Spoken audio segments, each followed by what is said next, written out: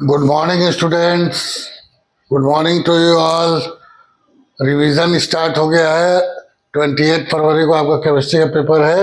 ये वीडियो सिर्फ CBSE class 12 chemistry के लिए बना रहा हूँ। Today we are going to revise electrochemistry. Electrochemistry electrochemistry ये आपका 9 नंबर का चैप्टर है। तो इससे न्यूमेरिकल श्योर आएगा। इससे आपका न्यूमेरिकल श्योर आएगा। ध्यान रखिएगा, 9 नंबर का है। काफी बड़ा चैप्टर है, लेकिन है छोटा सा चीज, कोई दिक्कत नहीं है। ठीक है, 9 नंबर है। तो नाम से ही स्पष्ट है, इलेक्ट्रो केमिस्ट्री। इलेक्ट्रो माने इलेक्ट्रिसिटी, केमिस्ट्री माने केमिकल रिएक्शन। तो इसके 2 पार्ट सीधे सीधे हो गए। हम केमिकल रिएक्शन से इलेक्ट्रिसिटी पैदा करें, या दूसरा इलेक्ट्रिसिटी से केमिकल रिएक्शन करवाए। इलेक्ट्रिसिटी से केमिकल रिएक्शन करवाए तो केमिकल रिएक्शन से इलेक्ट्रिसिटी पैदा करेंगे। बैटरी वैटरी बनता है, सेल वोल बनता है, ड्राई सेल बनता है, टॉर्च वाला सेल, घड़ी वाला सेल, ये सब बनता है। और इलेक्ट्रिसिटी से केमिकल रिएक्शन करवाए तो ये जो है आपका मेटलर्जी में बहुत काम में आता है। ठीक है ना। तो इसको कहते हैं इलेक्ट्रोलिसिस। इसको क्या कहते हैं? इलेक्ट्रोलिसिस। या अगर सेल बनाएंगे तो इलेक्ट्रोलिटिक सेल। इलेक्ट्रोलिटिक सेल, इसको कहेंगे इलेक्ट्रोकेमिकल सेल। इसको क्या कहेंगे? Electrochemical cell. सेल की दोनों स्पेलिंग चलती है, SHELL और CELL दोनों चलती है, कोई दिक्कत नहीं है। ठीक है ना। तो दोनों ही आपको पढ़ना है। इसके अलावा कुछ सेल्स के बारे में पढ़ने हैं, primary cell, secondary cell, battery वगैरह। ठीक। उसके बाद कोरोजन।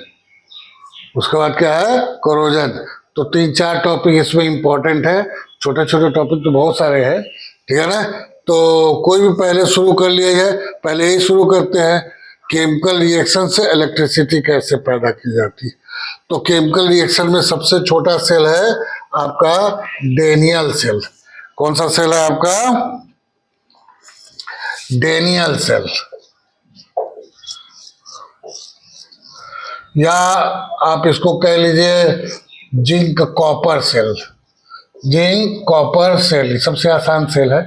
या वोल्टेइक सेल, सब एक ही नाम है, voltaic cell.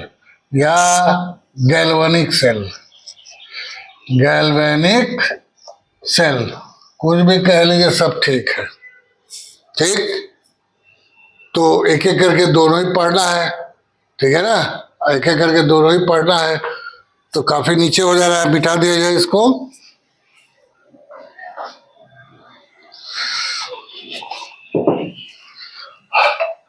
Daniel cell, copper cell, zinc cadmium cell. चलिए डेनियल सेल इतना मिटा देते हैं। ठीक है, क्लियर। तो इसको लिए क्या करेंगे? सबसे पहले हमने लिया एक बीकर। क्या लिया?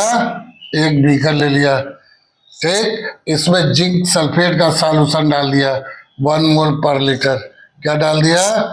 जिंक सल्फेट 1 मोल पर लीटर। ठीक है। इसमें जिंक रॉड डाल दिया। क्या डाल दिया इसमें? जिंक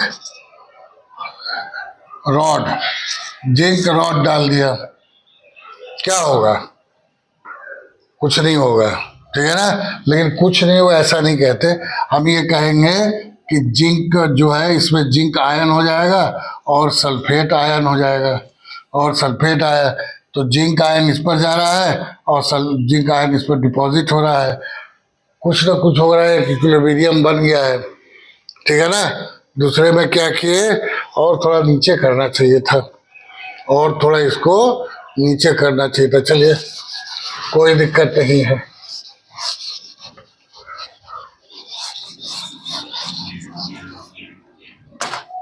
कोई दिक्कत नहीं, यहां से लिखते हैं डेनियल सेल।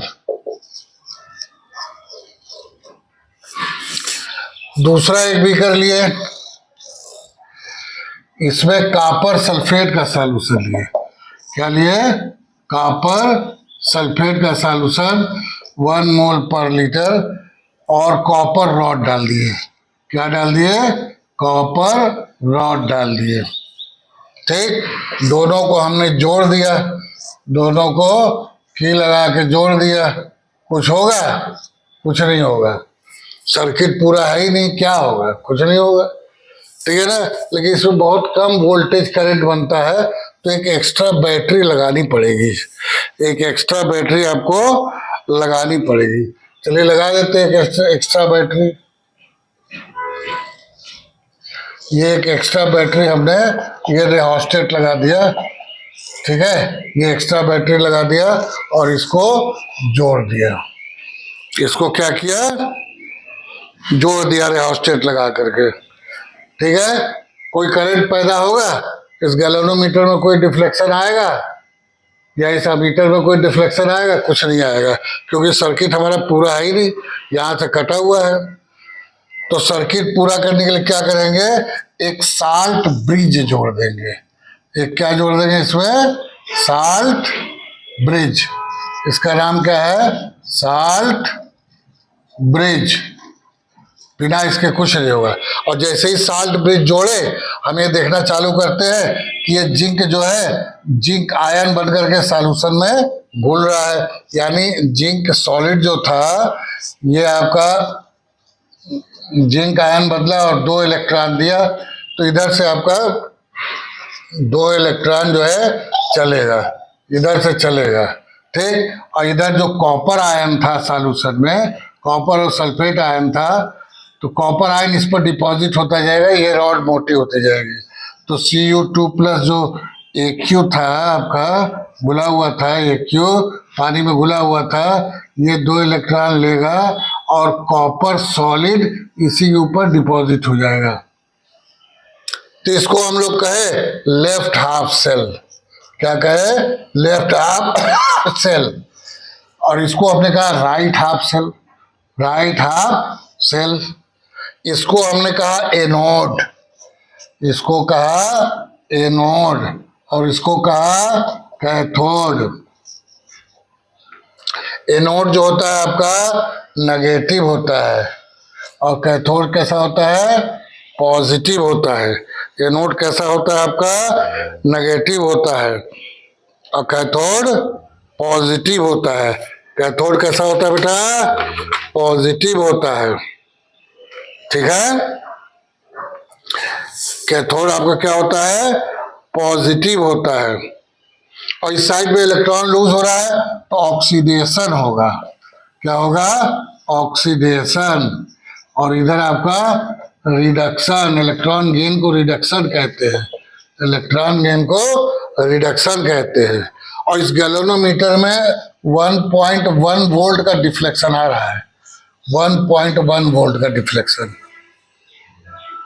ये डिफ्लेक्शन आने लगा, इसका मतलब हमारा प्रोसेस जो है स्पॉन्टेनियस है। ये प्रोसेस कैसा है? नेचुरली अकरिंग है, स्पॉन्टेनियस है। ये वोल्ट आ रहा है, ये कॉपर आपका इलेक्ट्रॉन जो है छीन रहा है, कॉपर इलेक्ट्रॉन छीन रहा है, जिंक इलेक्ट्रॉन लूज कर रहा है, कॉपर इलेक्ट्रॉन गेन कर रहा है। तो ये आपका पूरा सेल हो गया, यहाँ करंट पैदा होने लगी 1.1 वोल्ट की। ये आपका एक सेल बन गया। अब इस तरह से बार बार सेल को रिप्रेजेंट कैसे, बार बार डायग्राम बना के थोड़ी देर रिप्रेजेंट किया जाएगा। ये सब देखिए अल्फाबेटिकल ऑर्डर में है, LR AC, negative NP OR, सब अल्फाबेटिकल ऑर्डर में लिखा हो, कोई दिक्कत नहीं है, याद करने की कोई दिक्कत नहीं है, ठीक है ना। तो इस सेल को कैसे रिप्रेजेंट करेंगे? लेफ्ट हाफ सेल को लेफ्ट साइड में रखेंगे, जो कमजोर होगा उसको लेफ्ट साइड में रखेंगे। ये आपका जिंक सॉलिड, और ये जिंक जो है आपका AQ, और ये आपका साल्ट ब्रिज, और ये कॉपर गेन कर रहा था, तो कॉपर सॉलिड, कॉपर सॉलिड, ये AQ। इस तरह से सेल को आप रिप्रेजेंट करेंगे, इस तरह से। तो इस तरह से बहुत सारे सेल बनाए जा सकते हैं, बहुत सारे सेल बन सकते हैं। ठीक है ना। हर मेटल आयन जो है इलेक्ट्रॉन लूज करता है, नॉन मेटल वाला गेन करता है, ग्रुप ऑफ एटम्स भी गेन करते हैं, तो बहुत सारे बन सकते हैं इस तरह से। तो ये इलेक्ट्रॉन लूज किया, ये इलेक्ट्रॉन गेन किया। इसका मतलब क्या है, जिंक कमजोर है, कॉपर तगड़ा है।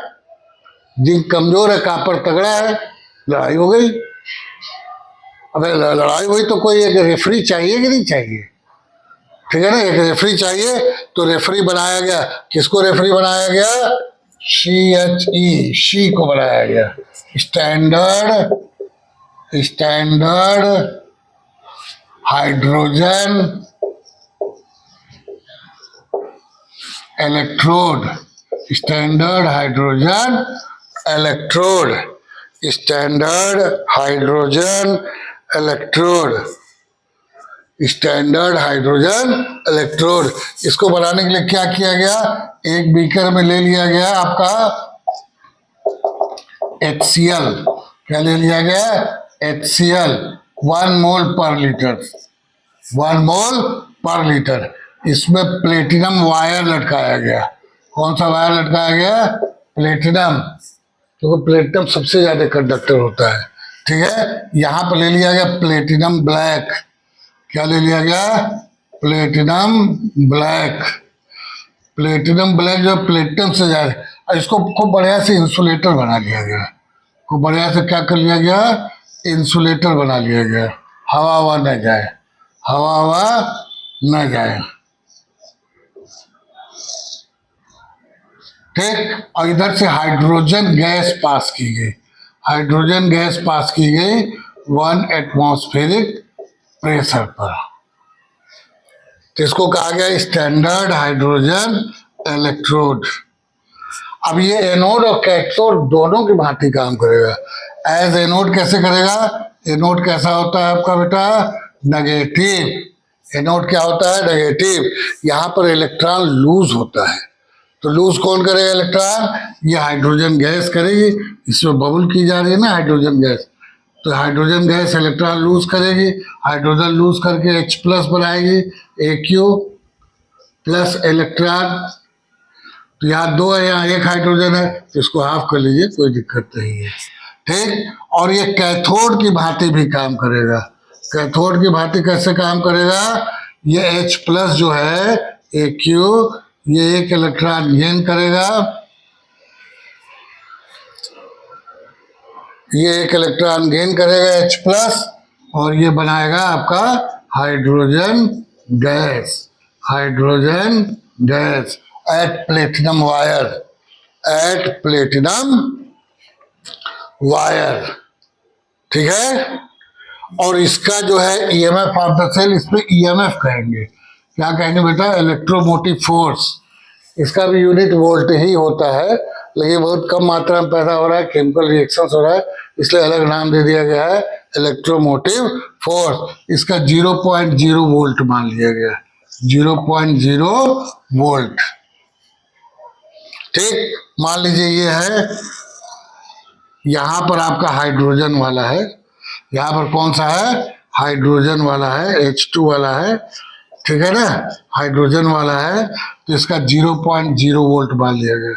तो कॉपर से अगर जोड़ा गया तो कॉपर का आया आपका यहाँ 0.34 volt, 0.34 volt, Cu2 plus Cu। और हाइड्रोजन को जोड़ा गया तो इधर कहीं हाइड्रोजन आया 0.76 वोल्ट। ये नेगेटिव साइड है और ये पॉजिटिव साइड है, तो -0.6 वोल्ट। ये जिंक से जोड़ा गया तब हुआ ऐसा, यानी जो हाइड्रोजन इलेक्ट्रोड था जिंक से तगड़ा था, जिंक से इसने इलेक्ट्रॉन छीन लिया, और जो गैल्वेनोमीटर में डिफ्लेक्शन आया -0.76 वोल्ट आया। और ये कॉपर तगड़ा था, इसने हाइड्रोजन से इलेक्ट्रॉन छीन लिया, तो कॉपर का आया +0.34 वोल्ट, +0.34 वोल्ट। तो यहां से यहां तक कितना वोल्टेज होगा? इधर 0.34 वोल्ट, इधर 0.76 वोल्ट, 1.10 वोल्ट होगा। तो इसको निकालेंगे कैसे? तो E0 of the cell, E0 standard, zero लगा देते तो स्टैंडर्ड करते हैं। E0 ऑफ द सेल बराबर E0 right minus E0 left, यानी 0.34 माइनस -0.76 बराबर 1.10 वोल्ट। 1.10 वोल्ट। ठीक, जो नेगेटिव वाले हैं लेफ्ट साइड में लिखे जाएंगे, पॉजिटिव वाले राइट साइड में लिखे जाएंगे। ठीक है ना। नेगेटिव साइड वाले इलेक्ट्रॉन लूज करते हैं तो इलेक्ट्रॉन लूज को ऑक्सीडेशन कहते हैं। इधर ऑक्सीडेशन हो रहा है तो ये गुड रिड्यूसिंग एजेंट है। इलेक्ट्रॉन गेन को रिडक्शन कहते हैं, इस साइड में रिडक्शन हो रहा है तो they are very good oxidising agent. ठीक, कोई दिक्कत नहीं, वेरी गुड, क्लियर। आगे बढ़ा जाए तो एक जो सीरीज बनाएगी उसको क्या कहा गया? Electrochemical series. Electrochemical series. अब इसमें एक कमी दिख रही है ना, कौन सी कमी दिख रही है? या हर जगह जो है कंसंट्रेशन हमने 1 मोल पर लीटर लिया है। केमिस्ट्री में कोई जरूरी है कि हर जगह 1 मोल पर लीटर ले? क्यों लेंगे भाई 1 मोल पर लीटर? 1 मोल पर लीटर वैसे भी बहुत ज्यादा कंसंट्रेशन होता है। ठीक है ना, हर जगह 1 मोल पर लीटर लेंगे तो दिक्कत हो जाएगी। तो कंसंट्रेशन चाहे भी जो भी ले, इसमें कंसंट्रेशन टर्म इंट्रोड्यूस किया जाए। तो जैसे ही कंसंट्रेशन टर्म इंट्रोड्यूस करते हैं वैसे ही आपको बन जाता है नॉर्स इक्वेशन। क्या बन जाता है? मिटा दे रहा हूं। क्या बन जाता है आपका? Norse equation.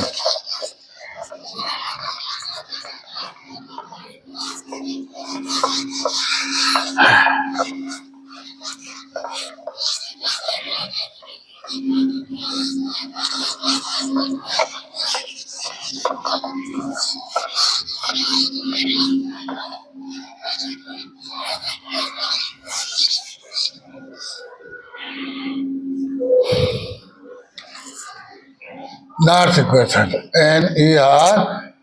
NERNST, Norse equation. ठीक, अब ये कंसंट्रेशन पर डिपेंड करता है। ठीक है ना। तो जैसे आपका अच्छा, रिडक्शन पोटेंशियल को आईपीएसी ने स्टैंडर्ड माना है। ऑक्सीडेशन पोटेंशियल की बात नहीं करेंगे, वैसे oxidation potential reduction potential just opposite होता है। ठीक है ना। तो किताब उताब में हर जगह रिडक्शन पोटेंशियल को ही वरीयता देंगे और उसी में मान को लिखेंगे, न्यूमेरिकल वैल्यूज को उसी में लिखेंगे। तो नॉर्स इक्वेशन हो गया। ये आपका मेटल है, ये मेटल आयन है सॉलिड, ये मेटल आयन है एक्यू, ये मेटल आयन है एक्यू, और इसने n इलेक्ट्रॉन लिया, n इलेक्ट्रॉन लिया और ये बन गया मेटल सॉलिड। ये क्या बन गया? Metal solid. ठीक, तो ये आपका ईएमएफ ऑफ द सेल हो गया। ईएमएफ ऑफ द सेल हो गया, सेल में n plus A Q oblique m solid is equal to standard of the cell, standard of the cell कह लीजिए mn प्लस m solid। अब यहाँ माइनस होगा कि प्लस होगा, नेगेटिव होगा कि पॉजिटिव होगा? Alphabetically negative RT upon NF ln, natural logarithm ln। अब इसमें राइट साइड ऊपर रहेगा, प्रोडक्ट अपॉन रिएक्टेंट, तो P अल्फाबेट में पहले आएगा, प्रोडक्ट M सॉलिड। ये बार बार M सॉलिड क्यों लिख रहा हूँ? कोई जरूरी नहीं है कि मेटल सॉलिड ही बने, आयन भी बन सकते हैं। आयन से भी आपका सेल बन सकता है, दोनों जगह कंसंट्रेशन हो सकता है, लेकिन सॉलिड का वन मानेंगे। और कंसंट्रेशन को हमेशा बड़े ब्रैकेट में लिखते हैं। बड़े ब्रैकेट में लिखते हैं तो हो जाता है मोल पर लीटर। मोल पर लीटर, ये बराबर हो गया m सॉलिड। ठीक है, अब द सेल कह लीजिए माइनस 2.303, R का मान 8.314, T ले लेते हैं 298 अपॉन n ले लिए F96500 लॉग, अब की बार लॉग टू द बेस 10 हो जाएगा, log to the 1 upon n plus 1 upon m n plus AQ का कंसंट्रेशन। ए क्यू का कंसंट्रेशन। ये बराबर हो गया EMF of the cell minus, इसको कैलकुलेट करेंगे तो 0.059 आता है, इसको याद कर लीजिए। लॉग बार बार कैलकुलेट करने की जरूरत नहीं है। 1/mn प्लस ए क्यू ब्रैकेट बंद, ब्रैकेट। ये हाफ सेल का ईएमएफ ऑफ द सेल हुआ, हाफ सेल का, ठीक है ना। जैसे आपका जिंक सेल था Zn2 प्लस, यहाँ पर कंसंट्रेशन हम 1 नहीं मान रहे हैं, salt bridge copper Cu2 plus Cu solid, ठीक है ना, AQ। तो इसका अलग होगा, इसका अलग होगा, दोनों को घटा दीजिए, राइट माइनस लेफ्ट, तो ये आ जाएगा टोटल सेल। अब की बार वो नहीं है 1 मोल पर लीटर नहीं है, ये वाला 1 मोल पर लीटर है। E standard of the cell minus 0.059 upon N log product upon reactant, या नेगेटिव पॉजिटिव अल्फाबेटिकली चल रहा है, नेगेटिव प्रोडक्ट, तो प्रोडक्ट में कौन सा आएगा आपका, कौन सा आएगा प्रोडक्ट में, बोलिए। जब सेल रिएक्शन लिखेंगे तो प्रोडक्ट में कौन सा आएगा आपका, ये सेल रिएक्शन हुआ ना, जिंक जो था, जिंक इलेक्ट्रॉन लूज किया था, तो ये Zn solid plus copper 2 plus, ये आपको बना था Zn2 plus plus Cu solid plus Cu solid, तो प्रोडक्ट में ये Zn2 प्लस है, तो Zn2 plus concentration upon Cu2 plus, ठीक है ना। Chemical reaction of product upon reactant, इससे सवाल निश्चित आएगा 100%, ये बहुत इंपॉर्टेंट है, ये आपका बहुत इंपॉर्टेंट है। log 10 is equal to 1, log 100 is equal to 2, log 1000 is equal to 3, जितना जीरो रहे उतना वैल्यू आ जाएगी, ठीक है ना। इससे सवाल आएंगे, इसको अच्छे तरह से समझ लीजिए, ठीक है, इसको अच्छे तरह से समझ लीजिए। ये तो आपका इक्विलिब्रियम कांस्टेंट ही है। जब केमिकल रिएक्शन इक्विलिब्रियम में होगा तब क्या होगा, जब केमिकल रिएक्शन इक्विलिब्रियम में होगा तो आपका ये जीरो हो जाएगा एट इक्विलिब्रियम, एट इक्विलिब्रियम। ये zero is equal to MF of the cell, E zero of the cell minus 0.059 upon N log K C, log K सी। तो इसको इस साइड कर लीजिए, पॉजिटिव हो जाएगा, इस साइड कर लीजिए, पॉजिटिव हो जाएगा, तो लॉग के सी बराबर, चलिए इसको याद ही कर लीजिए, कोई दिक्कत नहीं है, ठीक है ना।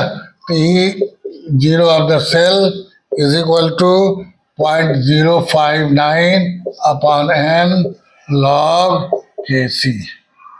ये भी इंपॉर्टेंट है आपका, ये भी इंपॉर्टेंट है। इक्विलिब्रियम कांस्टेंट्स,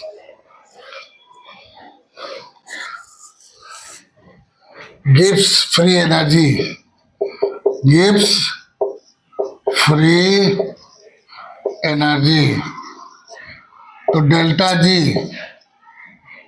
जी स्टैंडर्ड कर लीजिए, डेल्टा जी स्टैंडर्ड, तो टोटल चार्ज कितना हो गया, NF into E zero of the cell, E zero of the cell.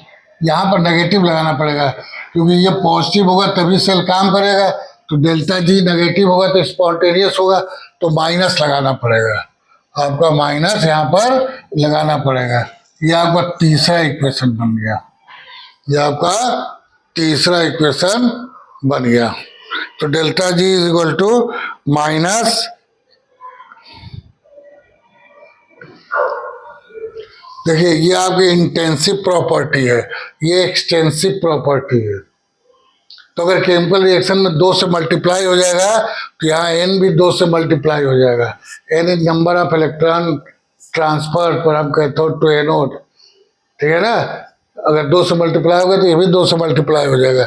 ये एक्सटेंसिव प्रॉपर्टी है, आपकी इंटेंसिव प्रॉपर्टी है, ध्यान रखिएगा, ठीक है ना। डेल्टा जी को इक्विलिब्रियम कांस्टेंट से भी कर सकते हैं, तो delta G is equal to -2.303 RT log Kc log Kc। तो ये तीन इक्वेशन हैं आपके, और तीनों बहुत इंपॉर्टेंट है। इसमें एक पर तो क्वेश्चन आएगा ही आएगा, एक पर आपका क्वेश्चन आएगा ही आएगा। ठीक है, तो ये हमने सेल बना दिया और सेल के ईएमएफ ऑफ द सेल भी निकाल लिए और इक्विलिब्रियम कांस्टेंट भी निकाल लिए, गिब्स फ्री एनर्जी भी निकाल लिए। अभी भी इसमें एक कमी दिख रही है, जो सेल हमने बनाया है उसमें कैथोड और एनोड डाला है, इसकी दूरी बढ़ा घटा भी तो सकते हैं और एरिया ऑफ क्रॉस सेक्शन भी बढ़ा घटा सकते हैं, तो कंसंट्रेशन टर्म यूज करेंगे तो ये बनेगा। लेकिन अगर दूरी बढ़ाए घटाए तब क्या होगा, दूरी बढ़ाए घटाए तब क्या होगा, ठीक है ना। तो रेजिस्टेंस का क्या होगा, तो अब रेजिस्टेंस वगैरह देखते हैं। ठीक है, ओके, अब इसको मिटाता हूं मैं।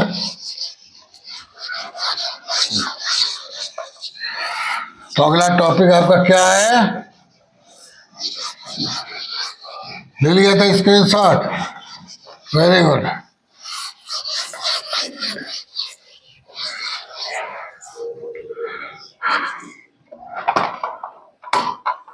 तो अगला टॉपिक है कंडक्टेंस, कंडक्टेंस ऑफ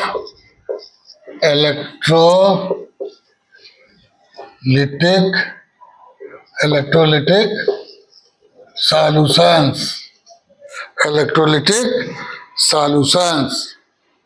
ठीक है ना। तो ये हमने एक सेल बना लिया, यहां पर कैथोड लटका दिए, इसको मान लिए चलो कैथोड एनोड कर लो, चलो ये एनोड हो गया और ये आपका कैथोड हो गया, ये आपका क्या हो गया, कैथोड हो गया। इस तरह से इनके बीच की डिस्टेंस L हो गई और area of cross section A हो गया, area of cross section A हो गया। ठीक है ना। तो ये आपका एनोड से कैथोड पर आयन मूव करता है, आयन मूव करता है, जो प्लस वाले आयन है जिंक वगैरह है ये इधर मूव करेगा माइनस की तरफ, और ये प्लस की तरफ जो है माइनस वाला मूव करेगा। ठीक है ना। तो रेजिस्टेंस क्या होता है, जो इसमें मूव करता है, माइग्रेशन जो होता है उसके बीच में बहुत सारी चीजें आ रही हैं, पानी आ रहा है, आयंस आ रहे हैं। ठीक है ना। तो ये जो है आपका प्रोपोर्शनल हो जाएगा लेंथ के, ठीक है, डायरेक्टली प्रोपोर्शनल होगा। अगर दूरी बढ़ा देंगे तो रेजिस्टेंस ज्यादा होगा। ठीक है ना। और ये आर जो है आपका इनवर्सली प्रोपोर्शनल होगा एरिया ऑफ क्रॉस सेक्शन के। इस एरिया ऑफ क्रॉस सेक्शन को बढ़ाएंगे तो थोड़ा इजीली पहुंच जाएगा। ठीक है। तो R is equal to rho L upon A, rho L upon ए।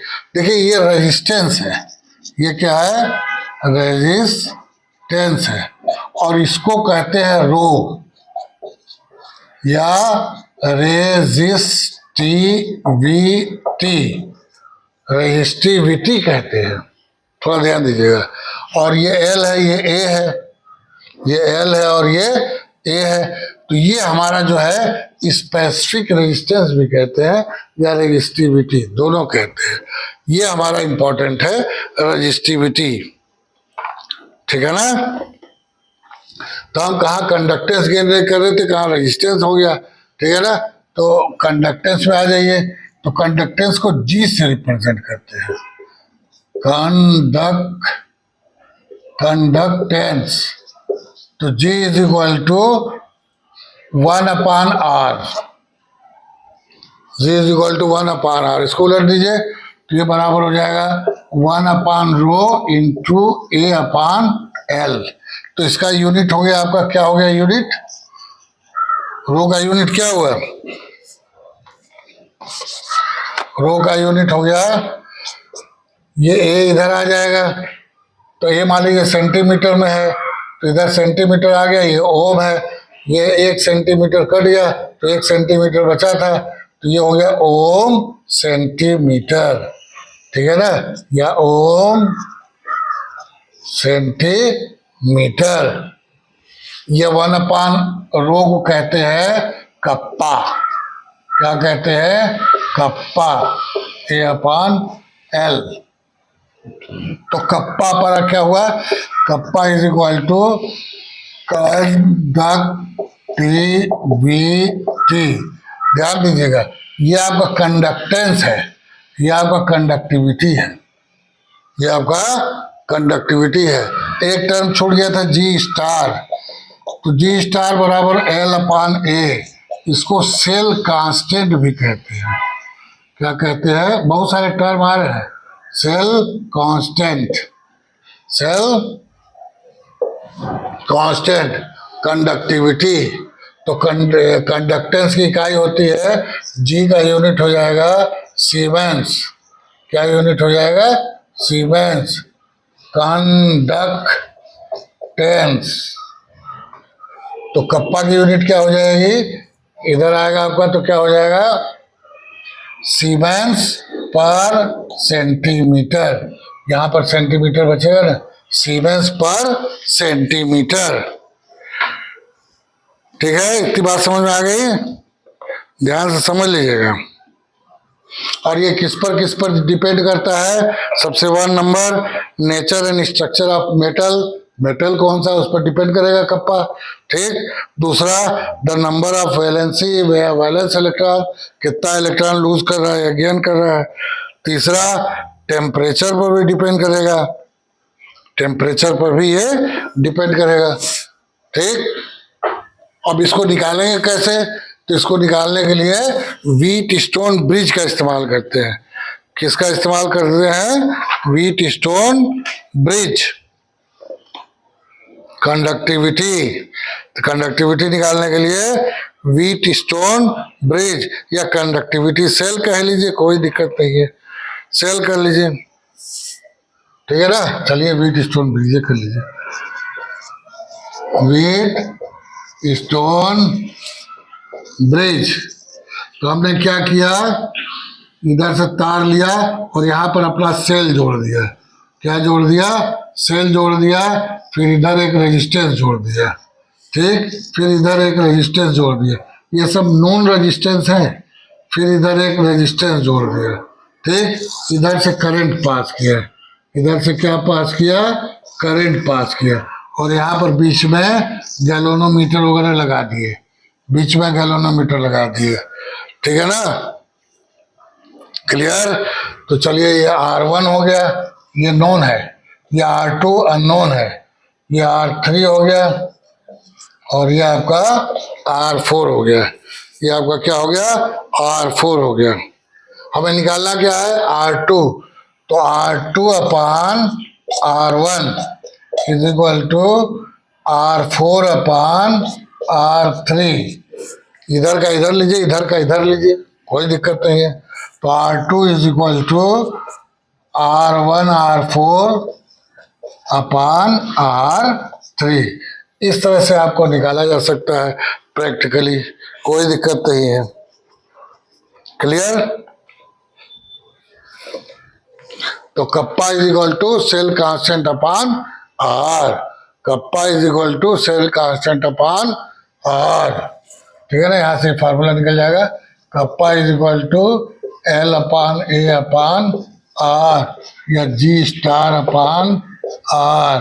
ठीक है, इस तरह से याद कर लीजिए। अब इसमें एक बहुत बड़ी चीज फिर छूट गई है। कौन सी चीज छूट गई है? ये हमने सेल बनाया था, फिर कंसंट्रेशन टर्म लिया ही नहीं, फिर कंसंट्रेशन टर्म लिया ही नहीं। रेजिस्टेंस निकाल लिया, सेल कांस्टेंट निकाल लिया है, कप्पा निकाल लिया, कंडक्टिविटी निकाल लिया, कंडक्टेंस निकाल लिया, सब निकाल लिया, फार्मूला बना लिया, और कंसंट्रेशन टर्म आया ही नहीं है। ठीक है ना। हमें इंपॉर्टेंट है कप्पा। हमारा क्या इंपॉर्टेंट है? Kappa, conductivity. ठीक है ना। तो जैसे ही कंसंट्रेशन आता है, इसको कहेंगे मोलल, मोलल कंडक्टिविटी। क्या कहेंगे इसको? Molar conductivity, molar conductivity. और मोलर कंडक्टिविटी को रिप्रेजेंट करते हैं लेमडा से। किससे रिप्रेजेंट? कैपिटल लेमडा है, स्मॉल लेमडा उस टाइप का होता है। ये मोलर है तो कैपिटल एम कर दिया। ये बराबर कप्पा, कप्पा को ही तो रिप्रेजेंट कर रहे थे, स्मॉल के कप्पा। अब कंसंट्रेशन बढ़ाएंगे तो बहुत सारे आयंस मॉलिक्यूल्स वगैरह आ जाएंगे, तो आपका रेजिस्टेंस बढ़ेगा, कंडक्टिविटी घटेगा, यानी कंडक्टिविटी इनवर्सली प्रोपोर्शनल है। कंडक्टिविटी कैसा है बेटा? इनवर्सली प्रोपोर्शनल है, ठीक है ना। तो it is kappa upon molar conduct, mole per litre. यहाँ मीटर क्यूब आता है, मोल पर लीटर लेंगे तो ये बराबर हो जाएगा कप्पा अपॉन सी मोल पर लीटर, सी मोल per litre into 1000 into 1000 into 1000, ठीक है।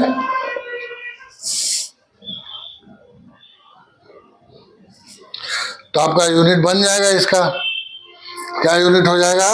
It is equal to siemens, siemens per metre, siemens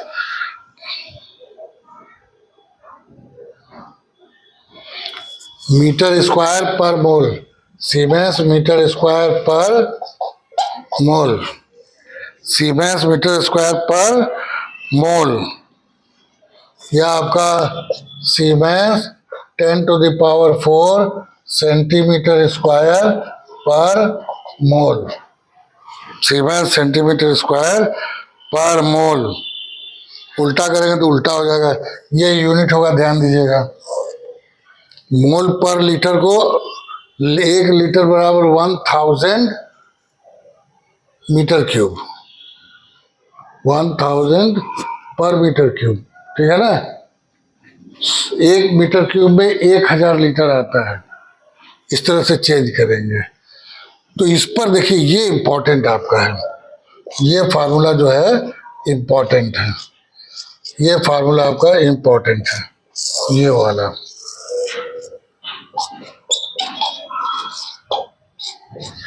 इस पर 4 न्यूमेरिकल दिए हुए हैं, 2 एक्सरसाइज में दिए हुए हैं और 2 एग्जाम्पल्स पे। उन चारों में से एक आएगा सेम टू सेम बोर्ड में। Okay, clear? आगे बढ़ा जाए। अब अगला टॉपिक है कोरलैच लॉ। अगला टॉपिक क्या है? ले लिया स्क्रीनशॉट, मिटा दे रहा हूं। अगला टॉपिक है आपका Kohlrausch law.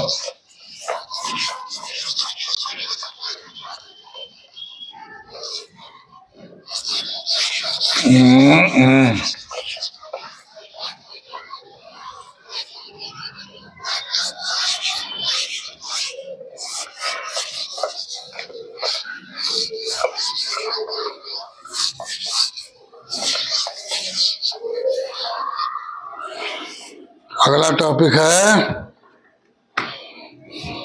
Variation of conductivity and molar conductivity with concentration, variation of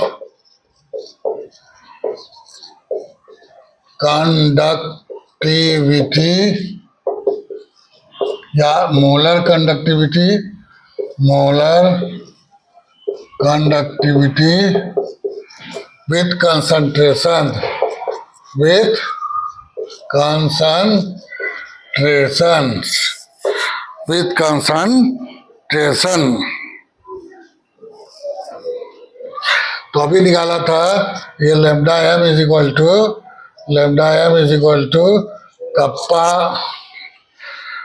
kappa into A upon L, molar conductivity, kappa into A by L, L से मल्टीप्लाई कर दीजिए, के बराबर हो गया कप्पा ए इंटू एल बराबर value, kappa value, L is equal to 1 centimetre कर लीजिए, चलिए 1 सेंटीमीटर। तो lambda M is directly proportional to volume, is directly proportional to volume. तो molar conductivity increases with decrease in concentration, molar conductivity increases with decrease in concentration and directly proportional to its volume, directly proportional to its volume. यानी इधर graph बनाया जाएगा ना, graph बनाया जाए, इधर under root सी ले लिए, क्या ले लिए, अंडर रूट सी, कंसंट्रेशन का अंडर रूट ले लिए, इधर ले लिया हमने मोलर कंडक्टिविटी।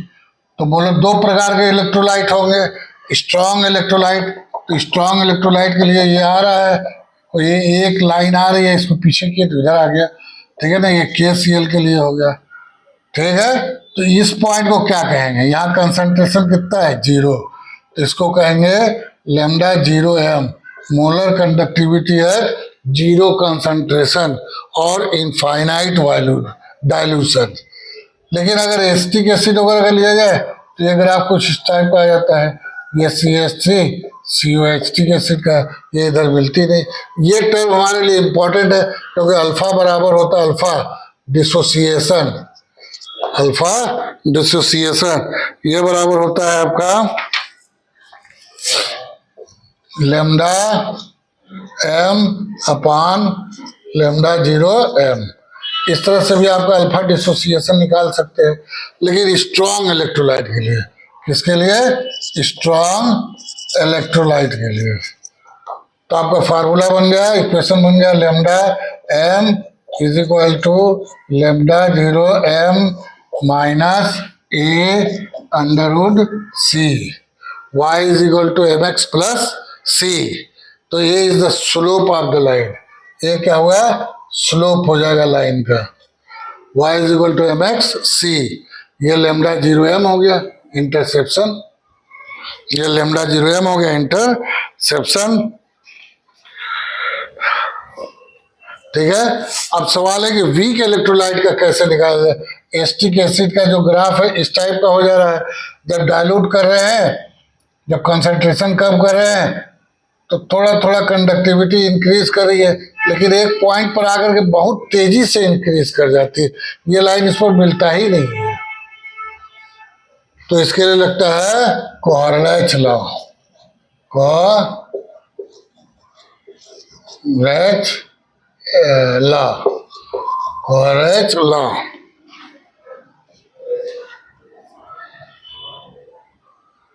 तो कोहरलैच लॉ क्या कहता है, Kohlrausch law of independence migration of ions. तो at limiting molar conductivity of an electrolyte can be represented by the sum of the individual contributions of anion and cation of the electrolyte at limiting molar conductivity। the conduct यानी कि आपका जो ये आपका lambda m है, ये जो आपका लैम्डा m है एट लिमिटिंग मोलर कंडक्टिविटी यानी 0 is equal to mu minus lambda 0 plus mu plus lambda 0 minus lambda 0 minus, ठीक है ना, यह वो कोहरलैच लॉ है। इसके एग्जाम्पल्स में आपका सवाल दिए हुए हैं, ये भी इम्पोर्टेंट है, आ सकता है, इस पर न्यूमेरिकल 1-2 कर लीजिएगा, ठीक है, कोई दिक्कत, 1-2 न्यूमेरिकल कर लीजिएगा, कोई दिक्कत, क्लियर। तो इस तरह से आपका जो है आधा पार्ट खत्म हो गया। अब केमिकल इलेक्ट्रिसिटी से केमिकल रिएक्शन वाला पार्ट रह गया, आधा वाला पार्ट रह गया, इलेक्ट्रिसिटी से केमिकल रिएक्शन वाला। तो electrolytic cell and electrolysis, electrolytic cell and electrolysis, ठीक है, ओके। आपके नेक्स्ट वीडियो में न्यूमेरिकल से ही करवाएंगे।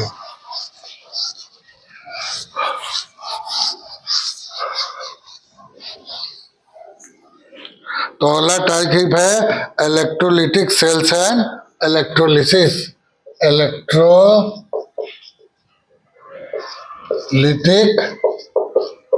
Sales and electrolysis and electrolysis, ठीक है ना, फैराडे लॉ, फैराडेज लॉ, तो फराडे के दो नियम है।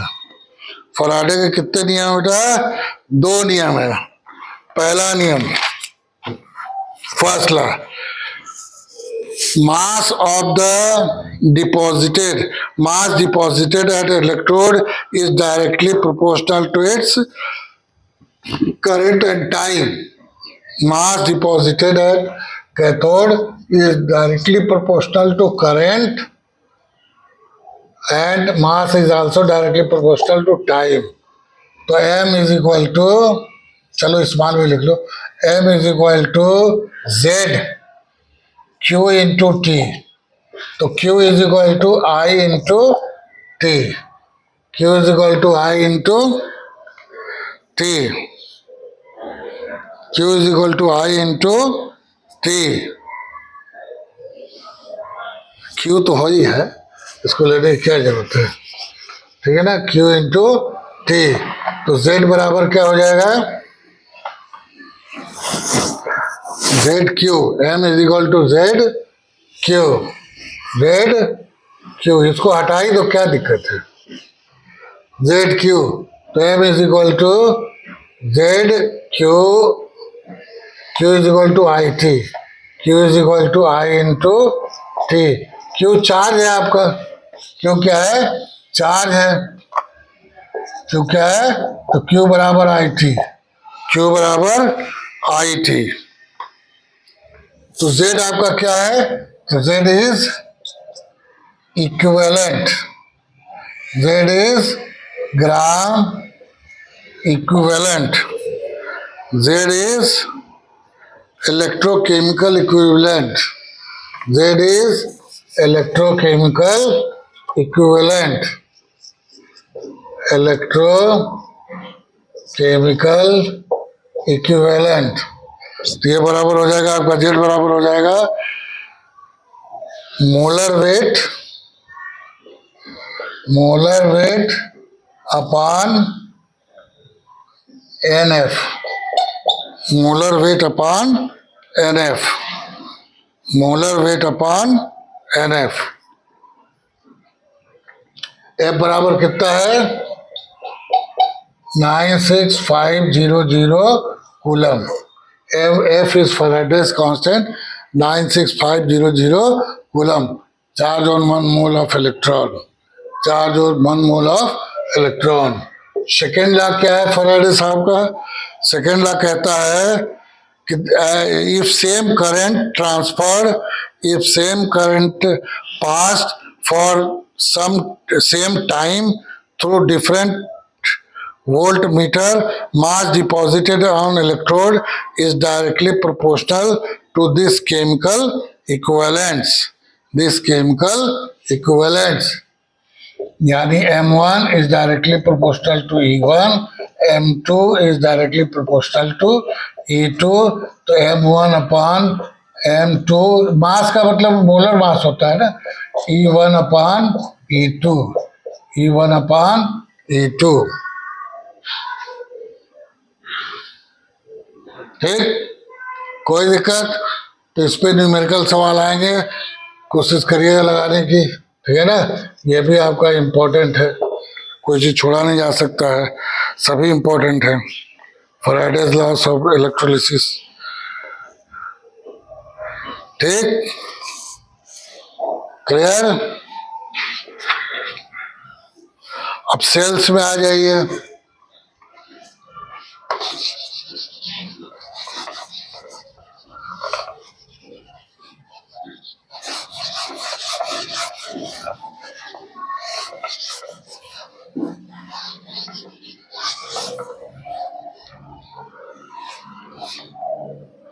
सेल्स में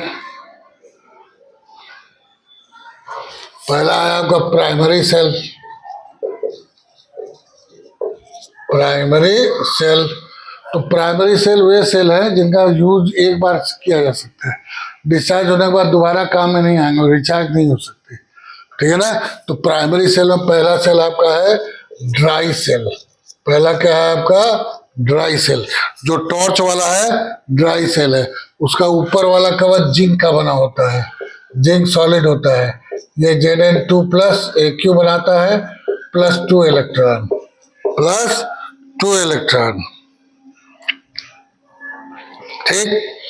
और ये एनोड पर रिएक्शन होता है। कहाँ होता है? एनोड पर होता है। और कैथोड पर क्या होगा आपका?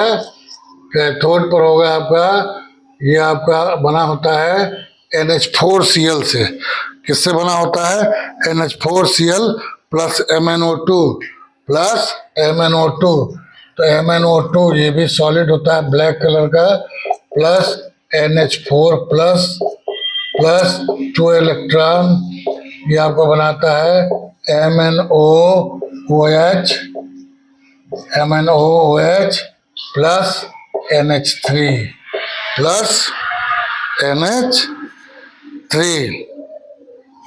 इसमें कोई भी चीज लिक्विड नहीं यूज की गई है, इसीलिए इसको ड्राई सेल कहते हैं, इसीलिए इसको ड्राई सेल कहते हैं। अगला है आपका दूसरा है zinc mercury cell, zinc mercury cell, zinc mercury cell या बटन सेल भी कहते हैं इसको। तो इसका सेल रिएक्शन आपका है जिंक मरकरी सेल या बटन सेल। तो Zn प्लस, Zn सॉलिड है, Zn plus HgO, Zn Hg में घुला रहता है, चलो Zn Hg प्लस HgO, ये भी सॉलिड है, ये भी सॉलिड है, ये बनाता है आपका ZnO plus Hg, ZnO plus Hg, ये भी सॉलिड है, ये भी सॉलिड है। और इसमें करंट 1.35 वोल्ट मिलती है, ठीक है ना। इसमें there is no liquid, there is no liquid, therefore its voltage is constant, voltage is constant। तो जब तक देता है 1.35 वोल्ट देता है और खराब होता है तो पूरा ही खराब हो जाता है, ठीक है ना। अब आ जाइए सेकेंडरी सेल, ठीक है, नोट कर लिया, वेरी गुड।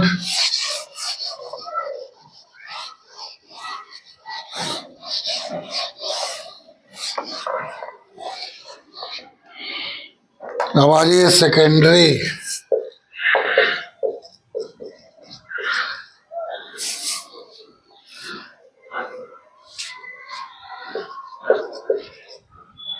बैटरीज कर लीजिए, सेकेंडरीज बैटरीज।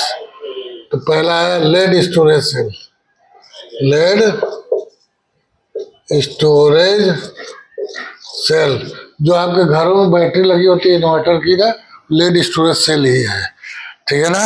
उसमें एनोड बना रहता है लेड का, एनोड किसका बना रहता है? पीबी लेड का बना रहता है, सॉलिड। और ये 2 इलेक्ट्रॉन लूज करेगा, सॉलिड जो है 2 इलेक्ट्रॉन लूज करेगा, ठीक है ना। और ये सल्फ्यूरिक एसिड में डाला जाता है H2SO4 में। तो ये 2 इलेक्ट्रॉन लूज करके बनाएगा PbSO4 plus PbSO4 plus 2 electron, sulphate ion कर लीजिए, चलिए हटा, सल्फेट आयन प्लस 2 इलेक्ट्रॉन। और कैथोड पर क्या होगा? While discharging, while discharging, cathode पर क्या होगा? ये आपका PbSO4 था, क्या था आपका? PbO2 लेड पर oxide, PbO2 plus SO4 plus SO4 plus 2 electron plus 2 electron, ये बनाएगा PbSO4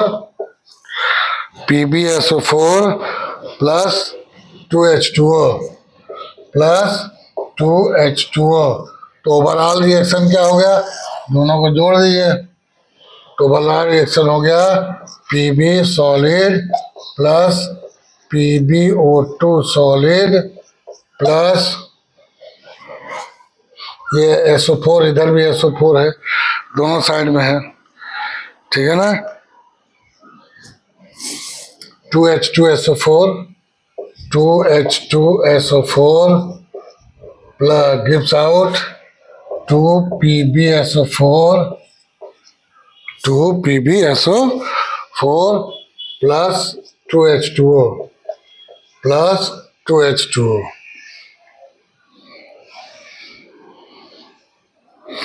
ठीक,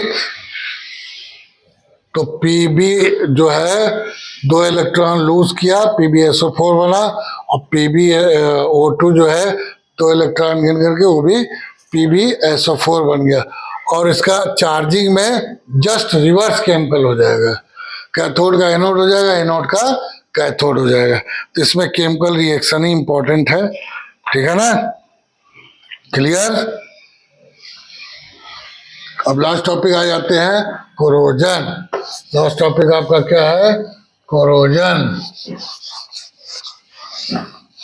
तो कोरोजन लगभग हर मेटल में होता है, थोड़ा बहुत हर मेटल में होता है, कुछ में बहुत कम होता है, जैसे सोना हो गया, चांदी हो गया, प्लेटिनम हो गया। तो लोहे में जंग लगती है तो उसको रस्टिंग कहते हैं, बाकी किसी मेटल में जंग लग गया तो उसको कोरोजन कहते हैं, ठीक है। Formation of unwanted material over iron surface, formation of unwanted material over metal surface in the presence of, 4 चीजें होने बहुत जरूरी है। पहला कार्बन डाइऑक्साइड, दूसरा ऑक्सीजन, तीसरा वाटर, और चौथा क्या है, मेटल। मेटल ही नहीं रहेगा तो, बल्कि वो पहला होना चाहिए, मेटल ही नहीं रहेगा तो कोरोजन कैसे होगा, ठीक है ना। तो कोरोजन में जो आयरन सॉलिड है ये 2 इलेक्ट्रॉन लूज करता है, कितने इलेक्ट्रॉन लूज करता है, 2 इलेक्ट्रॉन, और इसका EMF वैल्यू है आपका, इसका EMF वैल्यू है -0.44 वोल्ट, -0.44 वोल्ट, ठीक। आपका पानी इलेक्ट्रॉन गेन करेगा, O2 plus 4H plus 4 electron, ये गेन करके बनाएगा 2H2O, और इसका है 1.23 वोल्ट प्लस 1.23 वोल्ट, ठीक है ना। तो E0 वैल्यू कितनी हो गई, E0 of the cell is equal to 1.67 volt, right minus left, 1.67 volt. तो ये आपका इलेक्ट्रोकेमिकल फिनोमेना है, केवल केमिकल फिनोमेना कोरोजन नहीं है, इलेक्ट्रोकेमिकल फिनोमेना है। और इलेक्ट्रॉन गेन लूज हो रहा है, पानी में नमक मिला दीजिए तो ज्यादा कोरोजन होगा, पानी में ऑक्सीजन कार्बन डाइऑक्साइड निकल जाए या पानी बहुत ज्यादा ठंडा रहे तो कम कोरोजन होगा, समझ में आया। ध्यान दीजिएगा इस बात का। प्रिवेंशन कैसे बचाएंगे, पहला है बैरियर प्रोटेक्शन, बैरियर प्रोटेक्शन में पेंटिंग, ऑयलिंग, कोटिंग, गैल्वेनाइजिंग। अगर आयरन पर जिंक की परत चढ़ाई जाती है उसको गैल्वेनाइजिंग कहते हैं, ठीक है ना। ये सब बैरियर पर। दूसरा सैक्रिफिशियल प्रोटेक्शन, सैक्रिफाई कर देंगे, सैक्रिफिशियल प्रोटेक्शन, इसमें आ जाएगा कोटिंग, गैल्वेनाइजिंग, इसमें कर लीजिए, ऑयलिंग, ग्रीजिंग इसमें कर लीजिए, ग्रीजिंग।